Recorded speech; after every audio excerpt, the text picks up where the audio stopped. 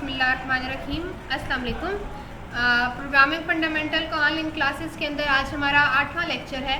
तो जैसा कि लास्ट लेक्चर में हमने एक टॉपिक शुरू किया था अरेज इन C++, तो उसी टॉपिक को हम आगे लेके चलेंगे और अरेज के मुतालिक मज़ीद जो डिटेल है और कुछ प्रोग्राम जो हम अरेज में बनाते होते हैं उसको डिस्कस करेंगे। वैसे तो जो प्रोग्राम आप पहले बना रहे थे ना लूप के अंदर, जिस तरह के आपको कहा गया था कि 10 नंबर्स लें, उनमें से ऐसे नंबर्स की फ्रीक्वेंसी कैलकुलेट करें जो 50 से बड़े हों। अब इस तरह के जो सारे प्रोग्राम्स हैं वो भी आप यहाँ पे इम्प्लीमेंट कर सकते हो। बस तब जब आपने किए तो तब आपने एक ही वेरिएबल लिया था और उसमें बारी बारी सारी वैल्यूज़ इनपुट होती रही थी। अब अरेज में क्या होगा कि वो सारी वैल्यूज़ अरे में स्टोर होती जाएंगी और एट द एंड आप उसे कैलकुलेट कर सकोगे। तो पहले जो मैं अभी आपके सामने डिस्कस करूँगी ये आपके पास है अरे इनिशियलाइज़र इन C++। अब अरे इनिशियलाइज़र होता क्या है, जिस तरह आपको बताया था ना कि वेरिएबल डिक्लेरेशन के साथ वेरिएबल इनिशियलाइजेशन होती है। वेरिएबल इनिशियलाइजेशन क्या थी कि वेरिएबल डिक्लेरेशन के वक्त ही उसको वैल्यू असाइन कर देना वेरिएबल इनिशियलाइजेशन थी। इसी तरह अरे को डिक्लेयर करते वक्त अरे में वैल्यूज असाइन कर देना अरे इनिशियलाइजेशन कहलाएगी।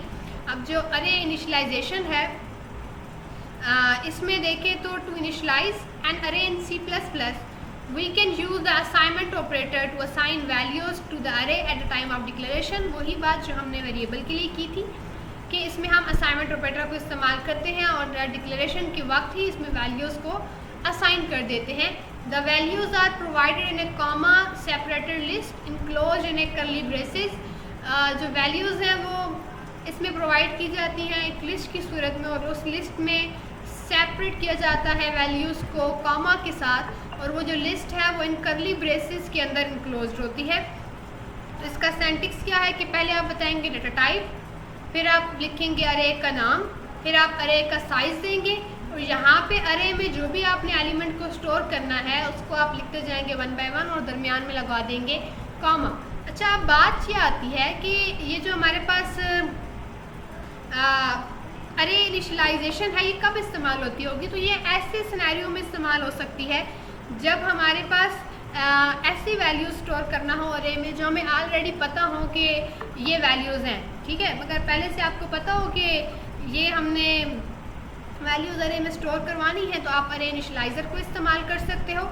जैसा कि यहाँ मैंने एग्जांपल दी, पहले डेटा टाइप लिखी इंट, फिर मैंने अरे का नाम दिया, फिर मैंने इसका साइज लिख दिया 5। अब यहाँ पे आपने साइज़ ही लिखना है, मतलब टोटल नंबर ऑफ़ एलिमेंट्स लिखने हैं। आपने उस चक्कर में नहीं पढ़ना कि 0 से 4 होगा तो आखिरी एलिमेंट 4 होगा, बल्कि हमने तादाद में अगर 5 है तो 5 ही लिखने हैं, ठीक है। 5 लिखे और आगे 5 जो है वो मैंने इनिशियलाइज़र के थ्रू इनपुट दे दिया। अब ये इनिशियलाइजेशन का सिंटैक्स है, इक्वल लगाया, साथ करली ब्रेसेस लगाए और करली ब्रेसेस के अंदर सारी वैल्यूज़ लिख दी और उन वैल्यूज़ को सेपरेट कर दिया कॉमा से। तो ये आपके पास अरे इनिशियलाइजेशन होगी, ठीक है।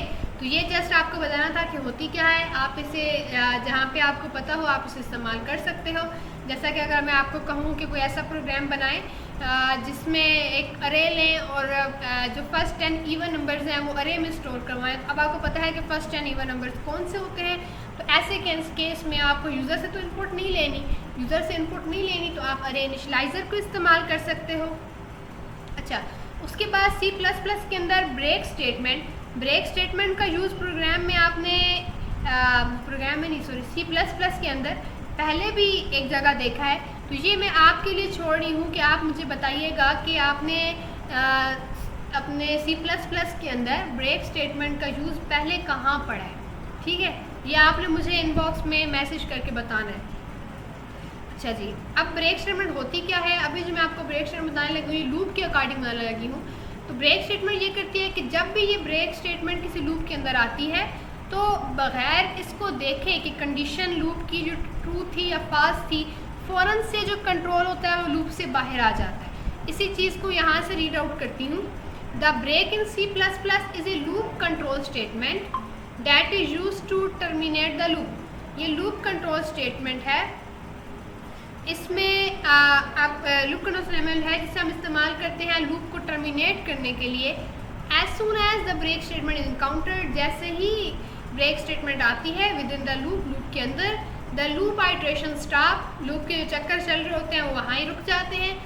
And control return from the loop immediately to the first statement of the loop. मतलब जो हमारा कंट्रोल है वो लूप से फौरी बाहर आ जाता है, लूप के फौरी बाहर जो स्टेटमेंट होती है ये वहाँ पहुँच जाता है। और ये ब्रेक को लगाने का सिंटैक्स है। आपको पता है कि C++ आपकी केस सेंसिटिव लैंग्वेज है, तो अगर ये ब्रेक लगाना तो break is a keyword. Keyword हमेशा हम स्मॉल लेटर्स में लगाते हैं, तो आप लिखेंगे ब्रेक और आगे लगा देंगे सेमीकोलन। अच्छा, ये ब्रेक स्टेटमेंट यहाँ पे मैंने क्यों रिकॉल की, क्यों रिवाइज करवाई, क्योंकि अभी जो हम प्रोग्राम करने लगे हैं इसमें हमारे पास ब्रेक स्टेटमेंट का यूज़ आ जाना है। तो इसकी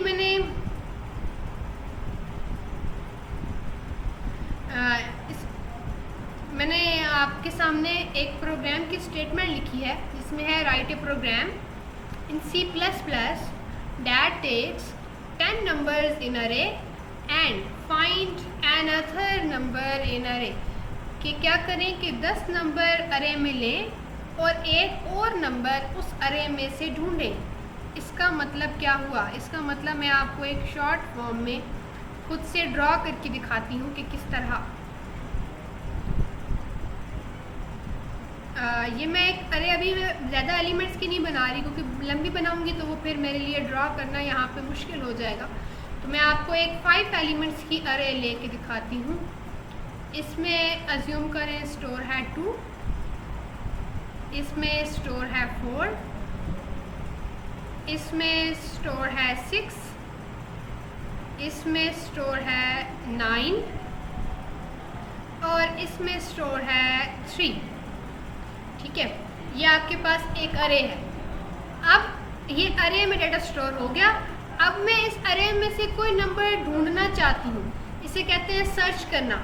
अब मैं यूज़र से एक नंबर एंटर करवाऊँ अगर कि आप कौन सा नंबर इसमें से ढूंढना चाहते हैं, और यूज़र फर्ज करें एंटर कर दे कि मैं 6 को ढूंढना चाहता हूँ। अब क्या होगा, इस नंबर को हर एलिमेंट के साथ कंपेयर करवाया जाएगा। अब जैसे ही ये नंबर मिलेगा, मतलब मिल गया, अब वहाँ ही हम रुक जाएंगे और यूज़र को बता देंगे कि जो नंबर आपने बोला था वो हमें मिल गया।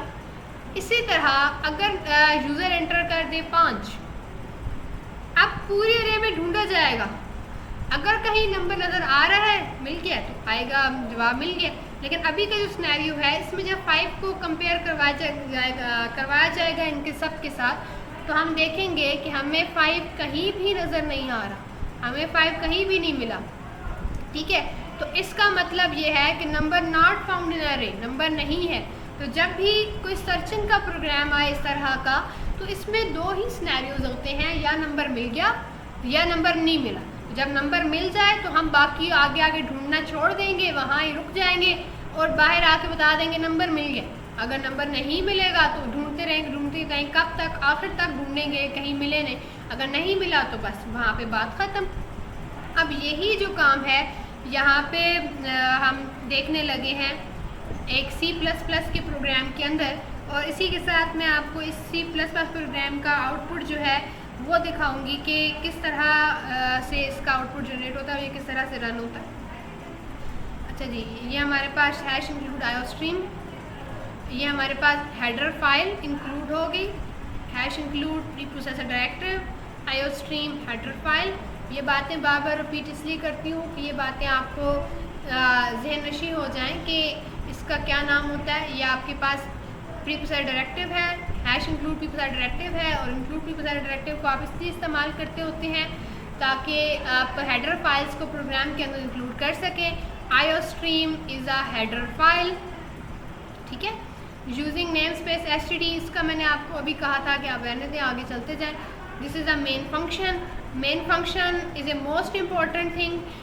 मेन फंक्शन के बगैर आप जितना मर्जी कोड लिख दें वो कंपाइल तो हो जाएगा, लेकिन वो कभी आपको रन नहीं होगा, कभी वो आपको कोई रिज़ल्ट नहीं दिखाएगा, क्योंकि मेन फंक्शन से बाद जब पहले आप कोई भी चीज़ लिखते हैं तो वो कभी भी डिस्प्ले नहीं होती है। इसको आप चेक करने के लिए बेशक किसी दिन आउटपुट स्टेटमेंट जो है वो मेन से पहले या बाद में लिख दीजिएगा, तो आपको डिफरेंस समझ आ जाएगी।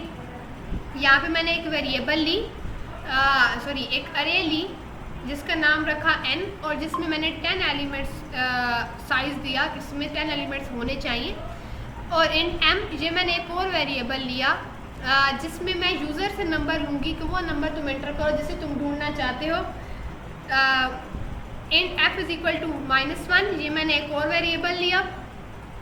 अब ये जो -1 है ये बेसिकली आइडेंटिफिकेशन के लिए है कि नंबर फाउंड हुआ या नंबर फाउंड नहीं हुआ।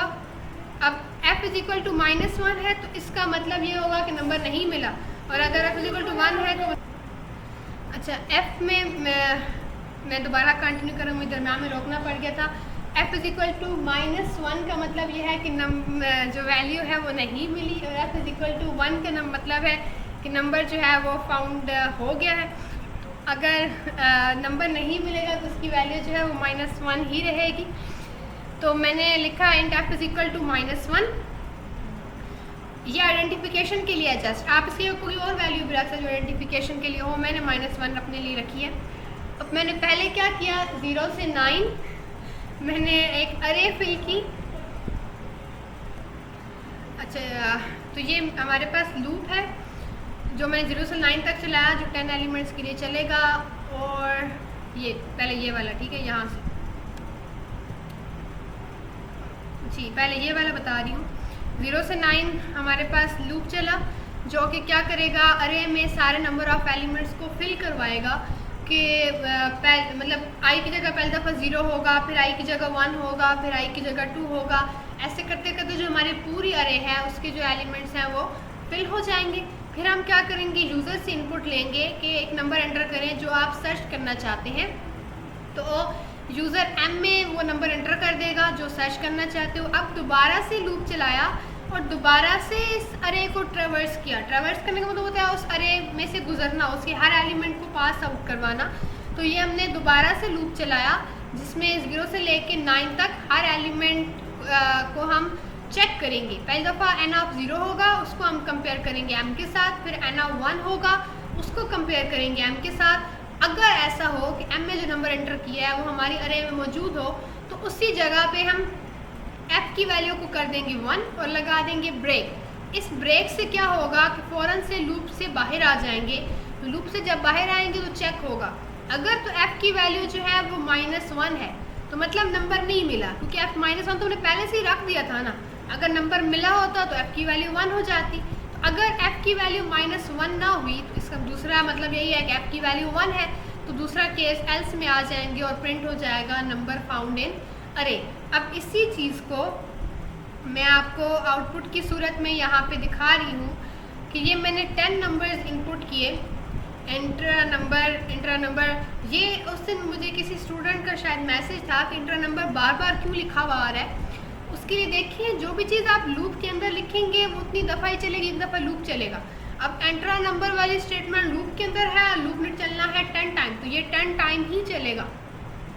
तो ये 10 टाइम रिपीट होगा और हर दफ़ा हमने एक एक नंबर जो है वो इनपुट कर दिया। ये 10 नंबर इनपुट हो गए। उसके बाद लिखा हुआ है enter number you want to search, ये वाली स्टेटमेंट, ठीक है। अब मैंने जो नंबर एंटर किया वो m में स्टोर हो गया, मतलब 23।